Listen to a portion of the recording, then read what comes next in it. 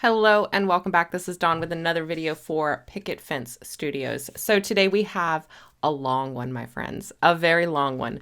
Grab yourself a drink, grab yourself a snack, and we are going to dive right in, no pun intended, to this underwater scene. All right, so Picket Fence just had a new release and it's all ocean themed. You've got this beautiful little octopus here. That's you occupy my thoughts. We've got seahorses of the sea. We have the seashells waiting to be found. Each of these have a coordinating die available as well. This gorgeous little sea turtle journey. Absolutely love this. And then this great little background that kind of mixes everything. There's a couple other items in here. Again, it's all ocean themed. I absolutely love this release, but this octopus right here, I could not wait to color him. So that's what we're going to do today. We're going to color him not once, but twice in two different ways. And we are going to focus on getting that underwater glow. All right, so I've sped this up to twice the speed. If you want it to go slower, you can always use your YouTube controls to slow it down, but do me a favor and mute it if you do that. I don't want to hear my voice when it gets slowed down, I can only imagine. But if I'm going too fast for you, go ahead and slow it down. I've stamped this in a no-line color ink here, and we are getting ready to color. So here on the screen, I've got my colors, Y06, YR04, BG02, BG07, RV23, RV25, and RV66.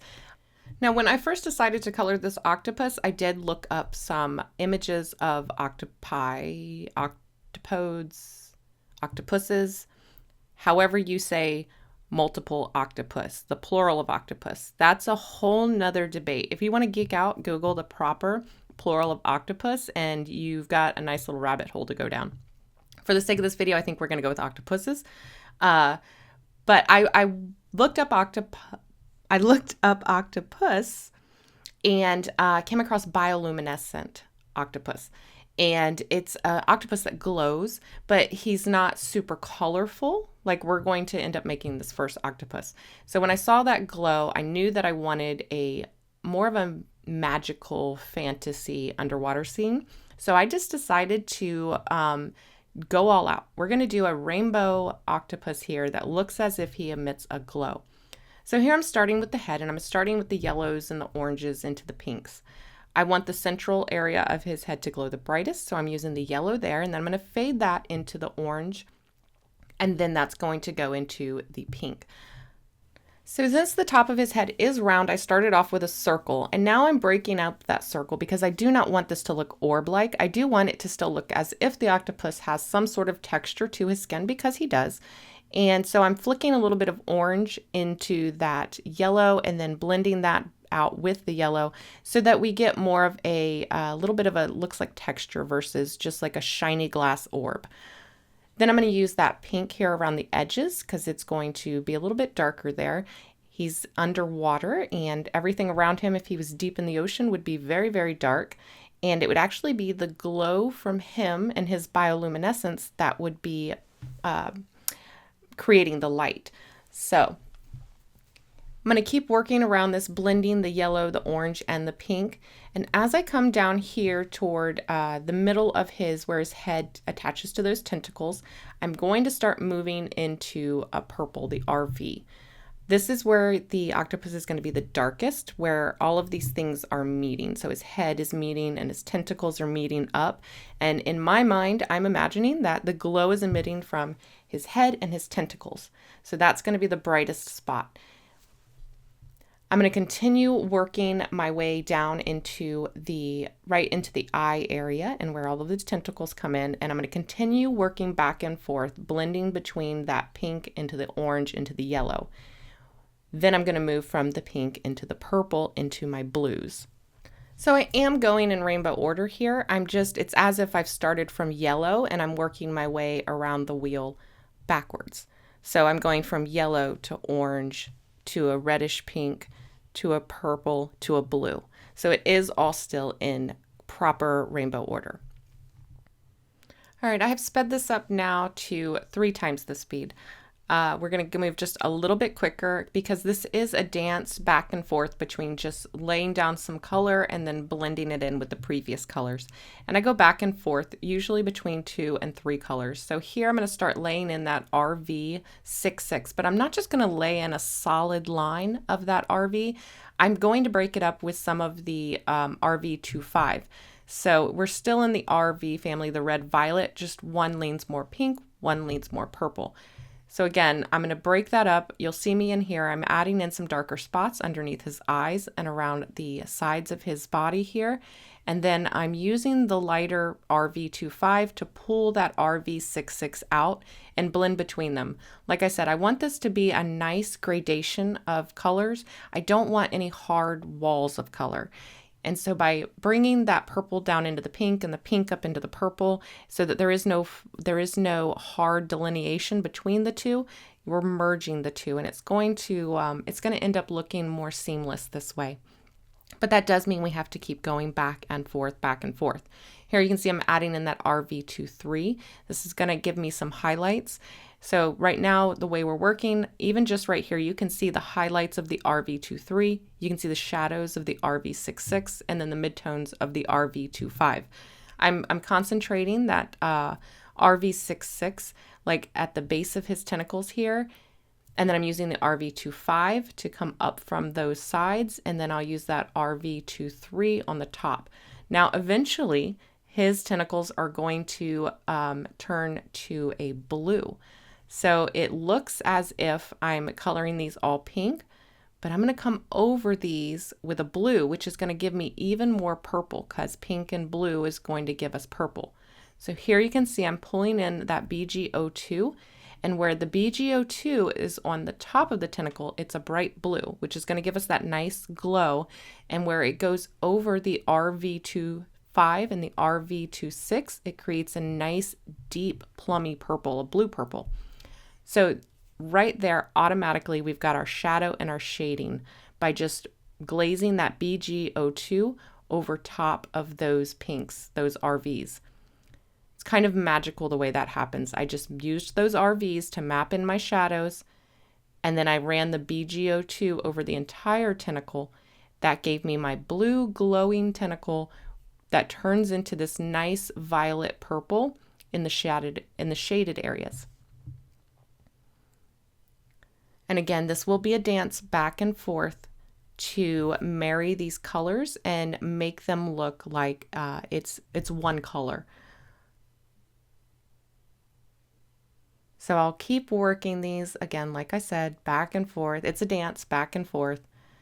Now where we had a whole lot of that pink, we're coming over with those BGs again, and it's going to turn it to a violet. Anywhere that I feel like that BGO2 is bleaching out the pinks too much, I'll just glaze another layer of that RV25 over top, and it'll resaturate that color. Don't be afraid to mix your colors. That's one thing that I have learned with Copics, because they are a transparent medium, and because they have different levels of solvent in each color. If you play with your markers, you will really be able to figure out which colors you can layer together to create new colors, and which colors you can use to kind of bleach out other colors. So if a marker is, for instance, the BGO2, it's a very saturated blue, but it's a 0, so that means it's the brightest, and which means its saturation level, and it's a 2, which means that's its level of shade or its level of depth in the color. So it has a lot of solvent, less of the actual ink or the alcohol ink, and more of the alcohol, the solvent. That's what makes it lighter. And if you add more solvent to a darker color, that color is going to get lighter. So that's why you can usually bleach or pool colors with a lighter marker. And I do that a lot in my Copic coloring. I can come in with a pretty dark color, so like say that RV66, and then I could use like an RV02 or a 04 to pull that 66 out. And it's going to create a really pretty transition without needing all of those markers in between those two. So here you can see I'm just continuing to work around and color in all of the tentacles. I'm making sure to leave the tops of the tentacles very bright. And then again, using just that RV66, the RV25, and the BGO2 to create this depth in those tentacles. At some point, I do come in with the BG07. You can see I just used it right there. So the BG07 and the RV25 together created an even deeper, darker purple, and I'm using that for the back tentacles and anywhere that the tentacles are in deeper shadow. So here you can see me adding this around the side, and it's creating some really good depth and different levels of shadows within the image. So it's really making those tentacles appear that some are in the front, some are in the side, and some are in the back. Don't forget that your shadows will have different levels of depth, just as your highlights will. So like I said, this is just my practice run, and I honestly wasn't 100% satisfied with this when I finished it.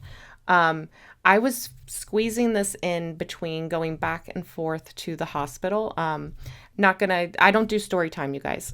If you want good story time, Kelly Taylor is your girl for that. In fact, she just did a Olo marker of the sea turtle. I will link that in my description box if you want to see maybe a different approach to alcohol markers. If that's something that you want to see, make sure you check the description box below. It turned out absolutely beautiful. But she does really good story time. I'm just going to briefly say that I was fitting this in between running back and forth to the hospital. My husband was in the hospital, and he's good. He's okay. But we had a scare there for like 4 days. And so I was fitting this in between going to the hospital, the ER for a full day, and then going back and forth from home to the hospital for the next like 3 days. So the footage is getting, it may be a little broken up, and I do apologize for that, but I did record almost everything. This octopus right here that we're coloring now took me, this portion of the video was 47 minutes. So I want to say that if I'm looking at the footage here, this octopus probably took me about 55 minutes to do total.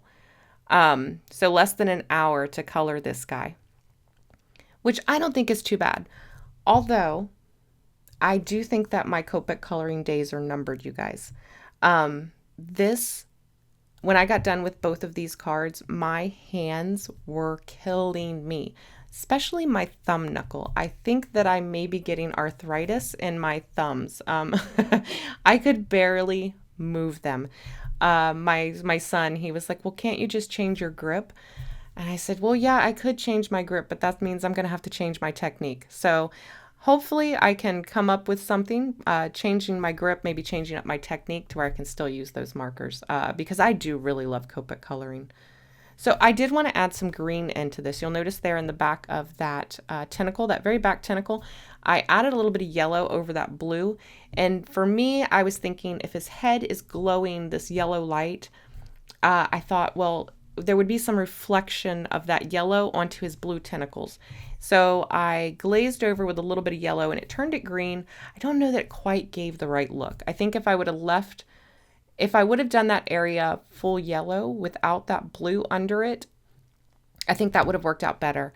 But hey, like I said, this was my first run and I don't think it turned out too bad. In the overall finished thing, once I had already added in that green, I just decided to run with it. And I made sure to glaze a little bit of yellow at the tips of some of the tentacles so that you still had that green running throughout. And it looks like it still makes sense. It doesn't look like a boo-boo once I do it to each tentacle. You'll notice that I haven't done it to each tentacle yet because I'm still thinking in my head like, oh no, I don't think I like that. I don't think that's what I was going for. But sometimes that happens, you guys. And if you do something like that, make it look intentional. Do it again. If you do something like what I did there, here you can see I'm like, all right, I'm going to try it with just the yellow first, and then I'm going to run the blue. And that made it a much brighter green, which I don't know if that was the right move either. However, you got to try things. So eventually what I did end up doing, as I've told you before, and as I tell myself, if you make a boo-boo, turn it into something that looks intentional, just repeat it somewhere else in the image, and it will no longer look like a boo-boo. It'll look like it was intentional. We didn't have any green represented in our octopus at all. So at least this way we've got all of the colors represented, and it doesn't look like a mistake in the end. So we are nearing the end of the tentacles here. I'm just going to continue deepening up anything that needs to be deepened up, brightening up anything that needs to be brightened, and then we will eventually be tackling the suckers underneath and the eyes. You'll notice that I have left the eyes blank for now. I honestly wasn't sure what I was going to do, and I decided not to mess with it until I had a game plan. Because the eyes really are look, when you're doing animals, if you get nothing else right, get the eyes right. That's as people, as humans, that's the first thing we look at in live things. Anything that's alive, the first thing we're drawn to are the eyes. So if you can capture some sort of quote unquote life in the eyes, even if the rest of the image is kind of mediocre, if the eyes look good, the rest of your image will look good. Trust me on this. Here I'm going to make sure that I add the proper shadows for tentacles that are behind one another. I'm not just drawing a straight line of a shadow either, because remember, his tentacles are supposed to be glowing and his head is supposed to be glowing. So I am going to vary the depth of the shadows as well, because just because the tentacle is behind another one, if that tentacle is glowing, if that tentacle is glowing, it's not going to cast a super hard shadow. It's actually going to be emitting light from it. So just little things to think about. And for this octopus, I don't have the footage coloring underneath the tentacles or the eyes. I do have it for our second octopus though, so we'll go over that technique for our next octopus. But we're going to go ahead and jump forward now to the majority of this octopus done. I'm just going to show you how I add detail underneath the tentacles. Okay, so I've put a brighter yellow underneath all of the tentacles, and now I am just going to take the E19 here, I believe is what I'm using, and add a couple of dots. This is going to be it's E15 correction. This is just going to be like those little suction cup things underneath the tentacles. I have no clue what they're called, and I haven't bothered to Google it. I apologize, but I don't know what they're called. We're calling them suction cups. So after I do the dots, I'm just going to take and create little half circles, these little C's, the letter C, little half circles on either side of those dots, and it's going to give the illusion of a suction cup without actually being a full circle. I want to give the impression of a circle without actually showing the full circle. And this is because we're not seeing the full underside of his tentacle. So we're only maybe seeing 1/3 of it on some places, maybe just 1/8 of it. So I am going to make it more prominent in some areas and then much less so in others. So I'm kind of looking at it right now, and I decided I need a few where it's kind of very obvious. So I'm just going to add a few areas right here where you maybe see a whole edge of that suction cup to further give that illusion that these are protruding from underneath the tentacle. And I was much happier with that. Is it 100% accurate? No. Does it give me the impression of what it is and my mind fills in the blank? Absolutely. So that's all you really need to do, is kind of give the suggestion and the viewer's eye will fill in the rest. Okay, so moving on to our second octopus. Now my first one, it felt a little derpy, a little cartoony, but I really wanted to see if I could bring some more realism to this. The illustration style of this has a lot of detail packed into it. And so I decided, you know what, I'm going to do the shading with grays first, where I kind of map in all of my shadows. I'm going to pick and choose what details I want to retain from the stamp.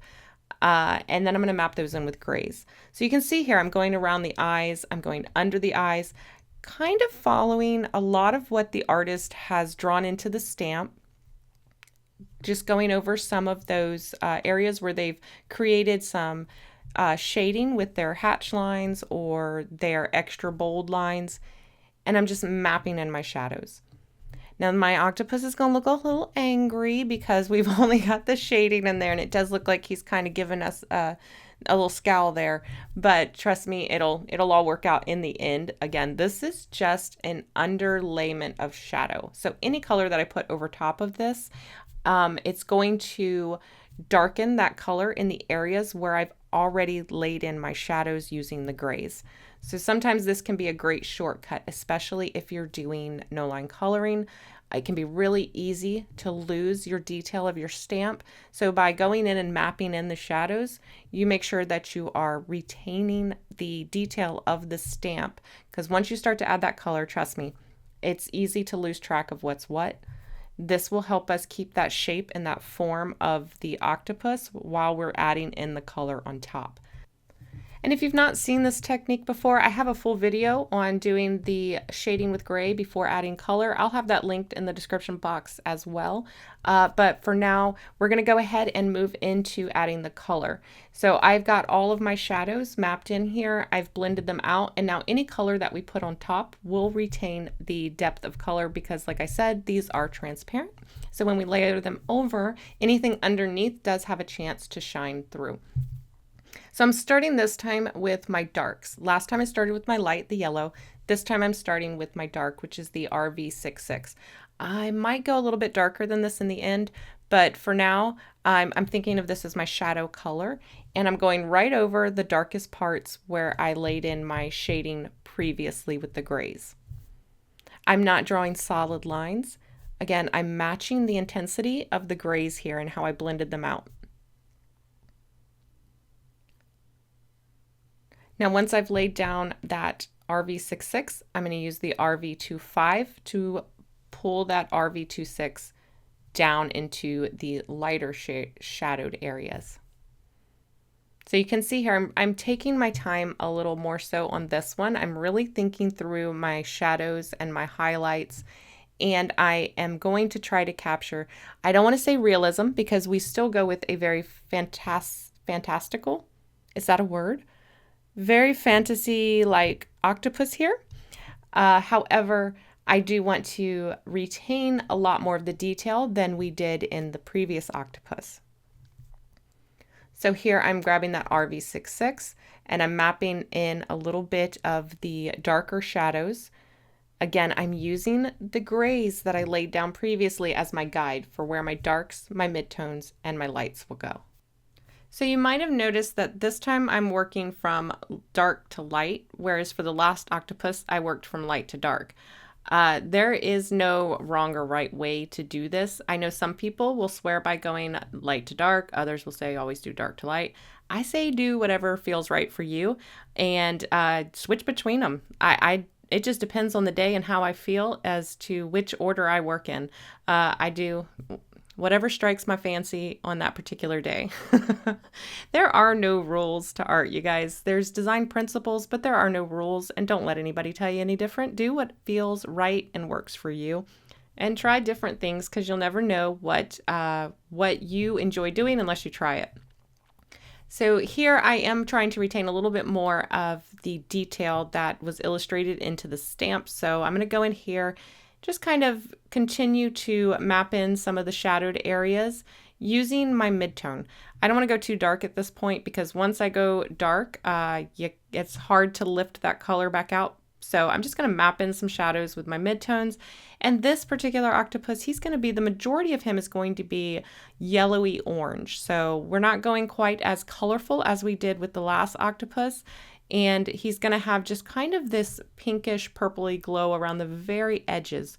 So this time our shadow color is going to be kind of a magenta color. But I'm going to have a lot of yellow on this guy. So I'm going to leave a lot of highlight area for that yellow. So you'll notice this time around, I am going to very slowly build up my shadows, leaving a lot of open space for my yellow, which will eventually be my highlight. I don't want to eat up all of my highlight space right away because it's going to be almost impossible to get that back if I go over it with darker colors. So I'm going to take my time really, and I'm going to creep into that highlight with my shadow rather than laying down big bold shadows right out of the gate. Now there is a little trick that you can use to reinforce your highlights, which I will show here at the end. We're going to use a little bit of that on both of our images, but that will only, that'll only get you so far. So I always like to err on the side of caution and leave more room for a highlight than I think I need because I can always add more color to close it up if need be. Now we're not going to color this entire image.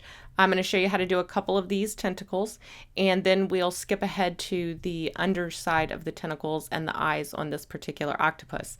I got to tell you, Copic coloring videos are always my hardest to voice over because I don't really have a methodology, or I don't have a methodology when it comes to Copic coloring. I don't have a favorite color combo. I don't always work with the exact same colors.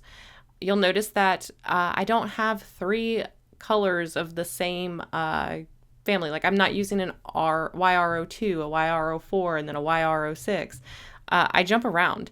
I jump around a lot with my colors. I blend things that aren't necessarily, you wouldn't think to blend right out of the gate. I do a lot of glazing. So if I want to shift it, if I wanted to shift a little bit of green into here, I wouldn't necessarily go grab a green marker. I already have that BGO2 out. And just like you saw me do in the last octopus, I would just glaze that over some of the yellow to achieve a green. So I think that when you're working with Copics, a lot of people feel like they have to have all of the Copic markers, and you do not need all of the Copic markers. You guys have seen me color both of these octopuses, and especially the first one, we had the whole rainbow of colors, but I didn't use a giant bunch of markers. I mean, I used one small handful of markers. I showed you in the beginning what we used, and I don't think I added in any other markers to that one. I think I added one more, which was maybe the BG07, but other than that, we started off with like 6, 7 markers. And they were from all different color families. So don't think that you have to have every single marker to have good results. You don't. As long as you remember your color wheel, you'll remember how to blend colors, and don't forget that you can glaze. So as long as you have a pink, a yellow, and a blue, you can make all the colors of the rainbow. And this is true for just about any medium, whether it's the alcohol markers, Copic markers, Olo markers, true for watercolor, acrylic paints, all that good stuff. Especially if you're working with a transparent medium like your alcohol markers or your watercolors. You can do a whole lot with very little colors. All right, so you've seen me color that first tentacle. I'm going to repeat the same process for all of these tentacles on the octopus. The main color is going to be yellow. That yellow is going to move into that orange, and then we're going to hit it with a little bit of the RVs in the shaded spots. The tips of the tentacles, I'm moving more toward that RV66, blending that out with the RV24, I think.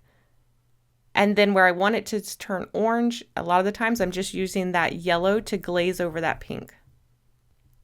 And once I've kind of solidified my process there for the tentacles, I'm just going to repeat that same thing for each tentacle, just paying attention to any areas that need to be darker. So like the tentacles that are behind another one, I'll just add a little bit more of an orange and a pink to that one to make it look a little recessed. Anywhere that the tentacles are coming at me, I'm going to make those brighter. Anywhere they're going away from the viewer, you're going to make those a little less bright, a little more shaded. Now on this one, I did want to add a little bit of green to it because we did add some green to our other octopus, and I knew these were going to be a set, kind of photographed together. So I did bring in a little bit of that BGO2 in areas and kind of glaze it with that yellow, and that's going to give me that green. And I know it's going to match perfectly. It's going to be the same color green in our other card because I used the same 2 colors, the BGO2 and then the Y03, Y11, the Ys. You know what I'm saying. All right, so I'll continue this all the way around, and now we can take a look at coloring underneath the tentacles and the eyes of our octopus. All right, so for the underneath of the tentacles, I was a little torn at first. I really, really wanted to do them blue underneath because as a standalone image here, the blue being the opposite of orange would look fantastic underneath underneath the tentacles. They would really pop. However, I knew as a composition as a whole, this octopus was going to go on a blue background. So I didn't want those tentacles to get lost. So I opted to go with the RVs for our tentacles instead, the underneath part, the little suction cup areas. So what I'm going to do first here is I'm just taking RVO2 and I am dotting in a guide. This is where each of my little suction cup thingies are going to be. So I'm just dotting that in with RVO2, and this will just be my placeholder for, you know, about where each of those little suction cups are going to be. Again, we can't see a lot of these, so it doesn't have to be perfect, doesn't have to be perfectly spaced. We're just giving the suggestion of these suction cups on the bottom here. Then I came in with RV23 and I'm going to fill in the spaces between each of those little dots. Now you don't have to, you know, painstakingly fill this in. It doesn't have to be perfect. Again, such a small area and we are just creating the suggestion of these little suction cups on the bottom. So I'm using that RV23. I'm going to fill in the areas between each of my little dots.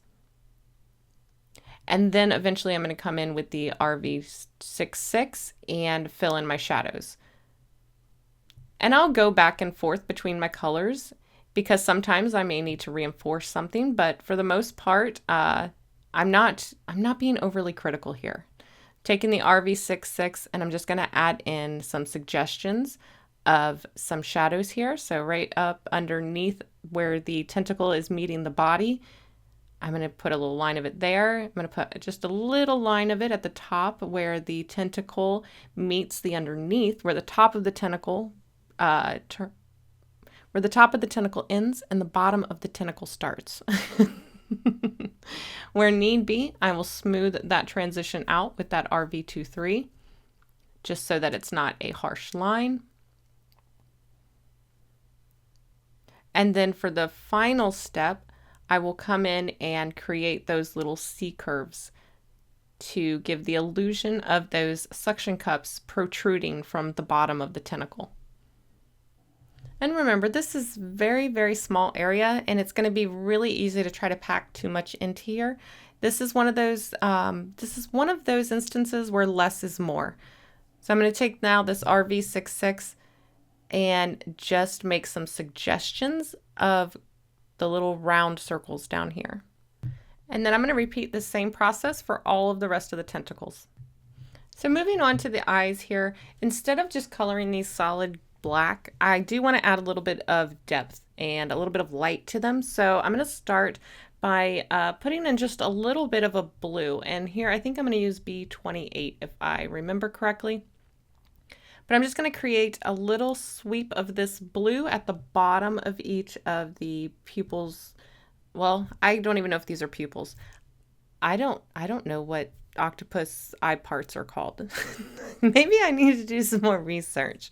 But I'm going to do a little bit, the black portion of the eye, I'm going to do a little bit of blue. This is just going to add a little bit of luminosity. In the end, does it really show up? In person, you can see it. On camera, not so much. So for the rest of the area of the eye, I'm going to fill that in with C7, leaving just a little highlight, a little bit of white. If you close up that white, don't worry about it. We can use a white gel pen at the end to add it back in. But I usually like to try to leave it if I can. So I'm going to leave a little area of white, and then I'm going to do the same thing on the other eye. Fill in the rest of that with that C7, leaving a little bit of a white space for reflection, a little bit of light reflection on that eyeball. All right, for the outer area of the eyes here, I'm going to make the bottom part of the eye orange or darker because, you know, it's the bottom area. And then for the top area, I'm going to make it yellow. But I don't want it to be like yellow, hardline, orange. So I'm going to just merge those two together, making sure to keep the top area lighter and brighter and more in the yellow range, and then having the bottom area get darker into the orange range. Again, we're just following the contour. They themselves are rounded, and then they're on a surface that is rounded. So that way, if I just follow those shadows that we have mapped out on the rest of the octopus, so on the sides there where the eyes are to the left and right sides of the eyes, we make those a little bit darker in shadow, the underneath a little bit darker in shadow, and then at the very top we get lighter where there is a highlight. hitting the tops of the eyes. Now, and to further enforce the shadows or the creases in these areas, I'm going to come in with the YR24 and then just add a little bit of depth into some of those creased areas. And then that's going to finish him off. All right, so off camera, I went ahead and colored in some of the seaweed, the coral, some of that ocean plant life. And now comes the fun part. We're going to use our gel pen here. Now, this is a 7, I believe. A 7 Signo, nope, not Signo, Sakura Jelly Roll pen. And we're going to add a more intense highlight and then some sparkles using this pen. So you can see here, I am using a stippling technique to just tap a series of dots onto the highest or the brightest point of this octopus. So I want the very center of his forehead to be the brightest. So I'm just adding a series of dots of white ink here, very closely packed together. If I get it too white, I can just take my finger and kind of dot it off. That's going to lift off some of the ink, make it a little less bright. So you can see me doing that there. I just kind of tap it. But basically, where the dots are concentrated tighter together, it's going to appear brighter or lighter. And then as I get away from that central highlight point, I'm going to space the dots further apart and then just kind of have some here and there. That's going to give this like almost a sparkle effect. So I'm going to do that. I'm going to concentrate tight little dots everywhere I want the highlight to be the brightest. So on the very edge of his head where it might be glowing, and then in the very center of his head where it's really, really bright. And then I'm going to take and I'm just going to add that same stippling all over the highest, the brightest points of his tentacles, around his eyes, anywhere that I want to add an extra bright light or a sparkle. And it's really this technique right here that brings this whole thing to life and really adds to that whole magical fantasy feel. And I really enjoyed this part. After my hand cramping from coloring, Copic coloring for so long, which I guess 2 hours really isn't that long, but I don't do a whole lot of Copic coloring, you guys. I'm much more of a watercolorist. I do love to use Copics, and I used to use them more often. But like I said, my hands have just been bothering me. So this part right here was a lot of fun, and it kind of gave my hand a little break. But and as I saw this coming to life, as I was doing it, I was getting so excited because I just knew, that these cards were going to turn out absolutely gorgeous. So let's go ahead and take a look at doing the backgrounds for these cards. And these are so easy to do. I'm working on distressed watercolor cardstock, and I'm working on the smooth side here. This is a technique that I used to do a lot, and I have not done it in a long time, and I thought this would be the perfect opportunity to do this one on camera. So I've pulled out Mermaid Lagoon, Salty Ocean, salvaged patina, and then antique linen and brushed corduroy. I'm going to do the ocean bottom, the floor, the sand, and then the ocean at the top here. The other card background is done the exact same way, except there is no ocean floor on that one. So I'm going to grab the Picket Fence paper pouncers here. This is by far the best method of application that I have found so far. I used to do this with the sponge applicators, the distress sponge applicators, but I did have to work a little bit harder to get the amount of ink down that I wanted without getting too much ink. If you go direct to paper, you're going to have too much ink. And if you ink blend this on, it's going to take you a while to get the amount of ink on the cardstock that you need. So the paper pouncers are perfect for this. They apply a decent amount of ink pretty quickly. So I'm grabbing that paper pouncer and just pouncing some antique linen on here in the area-ish that I want the ocean floor to be. Then I'm going to grab a little bit of brushed corduroy because it is a little bit darker, a little bit more red. I want some variation in here. And I'm going to pounce that into the corners, a little bit in what would be the distance of the ocean floor there at the background. I'm tilting my sponge on the side so I get a smaller line of it. And then I'm going to come in with the larger pouncers in the new ocean blues and ocean greens. Now these are their regular size paper pouncers. They're quite large, so they're going to cover a ton of real estate really quickly. I'm starting with the salvaged patina. I'm going to hit this a little bit where the bottom of the ocean floor is meeting the ocean here, a little bit up in the corner. Again, I'm just going for some variation of color here because we're going to flood this with water, and you'll see what I mean in a minute. I just want all of this color represented in the background so that when I do add the water, it's all going to flow together and give me this very organic look that is almost impossible to achieve if you're trying to do it. All right, so this is one of the only times that I use a water brush. You guys know that I love a regular paintbrush and separate water, but here, this is perfect for flooding this with water. I hold it up over the surface and squeeze it and just let that water pour out onto the paper. Now I'm using the tip of that brush to just kind of swipe back and forth in a curved motion up there at the top. So you can see I just kind of run the tips of that brush through, back and forth through the ink there. And anywhere that the wet bristles go through the dry ink, it's going to push that ink away and create almost like streams of light going through the water there.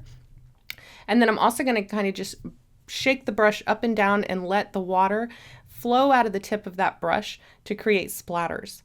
Here I'm doing the same thing in the bottom of the floor of the ocean here. I've flooded that middle area with water, and then I am just moving my paper back and forth to encourage that water to flow and mix and create these beautiful blooms and things that you can't do purposely. It's kind of one of those that it's best left to chance. And once I'm happy with the way it looks, I'm going to take my heat tool and just go ahead and dry this down. I can help it out anywhere I feel like it needs help as it's drying. I can just use that wet water brush again to kind of reactivate the ink, move it anywhere that I think it needs to be moved. And then once this is all dry, we are ready to start assembling our card. And I've used the You Octopi My Thoughts companion die to die cut my pieces here. And originally I thought I was only going to make one card, and I was deciding between which octopus to use because honestly, when I first did the first octopus, I wasn't happy with it, which is why I did the second octopus. And it wasn't until my youngest said that he actually liked the first octopus better that I decided to make the second card. So for now, we're going to concentrate on the first card, and for that, we're going to use the Find Me by the Sea die here. And since we're going to have so much color going on this card already, we're going to leave these completely white, and it's going to stand out beautifully, and it's also going to incorporate the white borders that we have on our die. It's going to incorporate those, and it's not going to make them look out of place. So I will show you the second card at the end, but for now we're going to concentrate on this card. All right, so I've got all of my pieces and parts, and we're going to start playing around with, how I want to arrange this. Originally, I wanted the octopus on top of the sea. So I wanted him to rest right on top of sea and then have that Find Me by the Sea at the top. The only problem was that in a portrait card, the way this one was laid out, the Find Me by the Sea didn't quite, it was too long to set up there at the top. I do really love the arrangement of the octopus sitting on top of this, and I think if I had like a you soon sub-sentiment, so it said see you soon, and I could put the you soon right there underneath the C, I think that would be perfect. However, for this one, I was dead set on Find Me by the. And sometimes when you have an idea, you can't see outside of what you want to do. you can't. It's hard to scratch the idea, if that makes sense. You're like, nope, this is how I want it. This is what I want to use, and I'm going to make it work. But looking at this, all of a sudden, I see it clear as day. I could have done see you soon, and then it would fit perfectly down there in between the coral right under the sea. But I digress. So I wanted Find Me by the Sea, and so I played around with ways to arrange this. The nice thing is these are all different words, right? They're all separate. It's not one big long word, so I can play around with the arrangement here. I've left this part in because in past videos, when I leave in the process of figuring out the layout, you guys seem to really enjoy it. So I've left it in here. You can see me tapping my fingers. Now I'm looking through the other sentiments. I'm seeing if there's anything else that'll work. But I'm still unsure, right? So I'm like, could I put this down here to finish the sentiment? I don't know. Don't love it. So now I've decided, let me move these all down right above the large C sentiment, and maybe I can fit the octopus above that. Well, I didn't really love that either. Then it looked all disjointed and weird. So I was like, well, let me stack it vertically. Maybe if I stack, okay, we're onto something. I'm like, this could work. Okay. I like the flow. I like how the tentacle will go in between the E and the S, or maybe even hang over the E. So I'm getting closer here. Sometimes, even though you have an idea, you just got to keep massaging it. You got to massage it until it's just perfect, right? And that's what I ended up doing. So eventually I did end up settling on arranging these vertically. This is almost there. This is almost there, but I had a large dead space at the top of the card. I didn't really love that. So I ended up putting each of the letters or each of the words on a different line. So it was find, break, me, break, by, break, the. Stacked vertically, and then they followed the contour of the octopus perfectly. And I liked this much better. So all that was left to do was to adhere this, and I used the good old press and seal trick to adhere. You guys have seen this a million times. If you haven't seen it before, make sure to do a search on my channel for press and seal and they should come up. Otherwise, I will have one linked in the description box below. So now that we've seen how to create all of the pieces and parts, let's take a look at the finished cards. And y'all, I could not be happier with how these turned out. They were a labor of love, but like I said, I was working on them in between hospital visits, so they really provided an escape and something for me to focus on to kind of drown out any worry. It's one of the many, many reasons why I love art so much. So I'm not going to go too much over this one because we just assembled this one together, but here you can see how all of those little white stippling highlights really adds a magical sparkle to this. And I think that the color palette is just divine.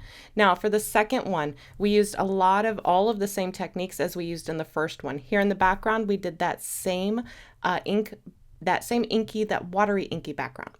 I colored all of the coral the same, except for I did come in afterwards and do a halo effect by blending some dark blues, purple, and even black here at the bottom.